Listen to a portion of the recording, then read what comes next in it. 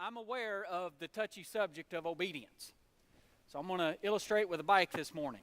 This is a machine that I particularly love. But I would ask you, is this a machine of torture? Yes. Or is it a machine of freedom? Now think about that for a second. Now there's two ways of thinking about the bike. Now we know we would gain health, we would burn calories, we might get thinner, have greater cardiovascular capacity. What if we pursued the bike or rode the bike just to gain those benefits? Do you see that at some point we could become a slave to the bike to get those benefits? Then we could continue to ride the bike out of fear of losing those benefits. For whatever reason, my brain doesn't work right. I just love to ride the bike. Man, I like to ride 50 miles or 100 miles if I can.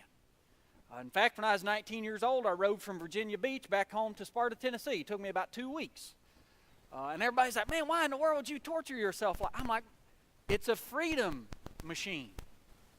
So I would ask us to think this morning about obedience in a different way. Maybe it's not necessarily torture to obey God. Maybe we don't necessarily obey God just for what we can get out of it. Maybe we shouldn't obey God out of fear of loss. Perhaps we would think we would lose God's favor or other blessings. Man, obedience is an opportunity. And God's with us. He is gracious and loving and patient as we learn and grow and go through the process of obedience.